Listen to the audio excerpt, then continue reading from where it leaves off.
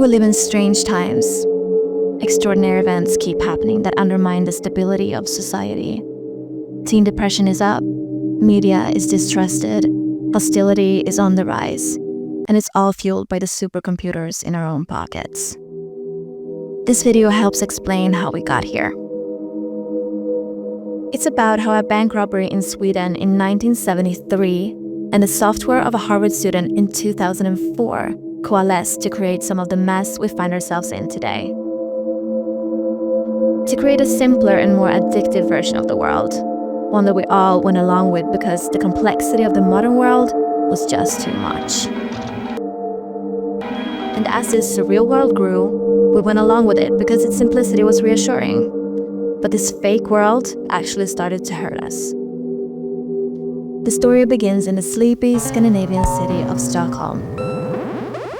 Life was good. Sweden had never been more prosperous, fueled by a close-knit culture where people trusted each other.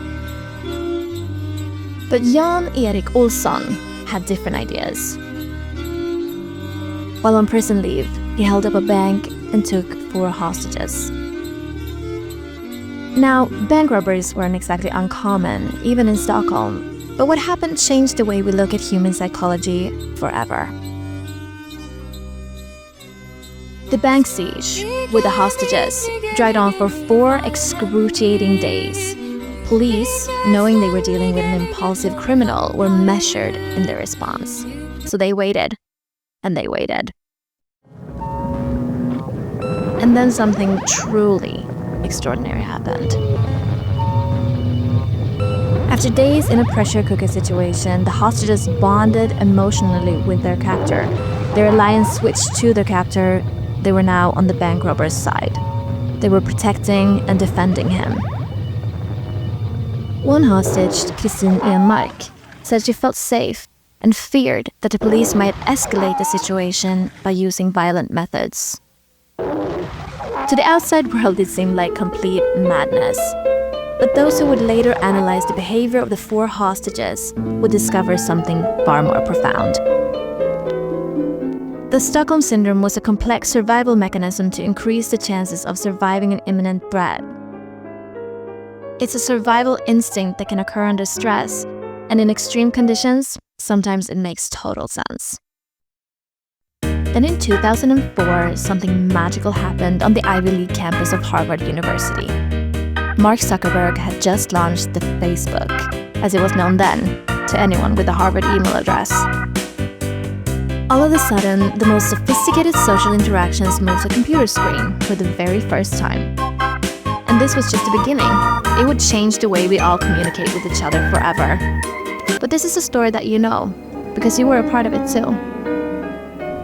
The iPhone put the internet in our pockets, and the venture capitalists made their bets on social media.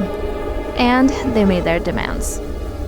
They wanted a 10x return at whatever cost. It was bold money chasing big money.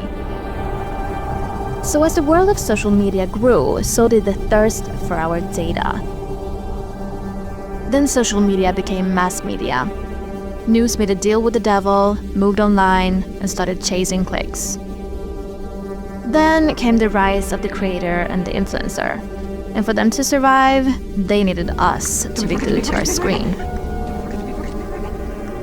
This engagement was constantly mediated by opaque algorithms, so that nobody would really know if the next post on their phone would be a photo from a friend or a fake newspaper criticizing vaccines, or a weird mix of both. But there was one thing that we all learned. We all learned that bold, provocative, short content gets attention. And if we wanted to survive, we had to play the game. So we all went along with it. And for a while, it was fun. Connecting with old boyfriends and almost every new person we met. Eventually, the algorithms got dialed up in search for content that whipped us into a frenzy. Social media became the cornerstone of politics, public debate, and pedantry. But then an even stranger thing happened. We learned to love the buzz in our pocket. We loved calling people out for an indiscretion they might have committed years ago. Then before we noticed, we developed an online form of Stockholm Syndrome. social Stockholm syndrome. Because the change in the social order was so intense, our brains did what they had to do to survive in this new world. We developed social Stockholm syndrome just to survive. So we fell in love with the social giants who could keep us alive in this new world. They fed us an unhealthy diet of goodies and baddies, we picked sides, and we loved it. So our social Stockholm syndrome grew. And now we're here. We're stuck. And now, social Stockholm syndrome just feels normal, inevitable. But things can be different and better. We are a new generation of creators who want to get our words out with nuance, expression, and meaning, all without perverted algorithms messing with us and our community. We are a generation who wants the truth. We want platforms that respect us and our stories. To meet us here, we needed a different kind of platform, where our thoughts and our voice are the primary form of expression, where we own our communities and identities.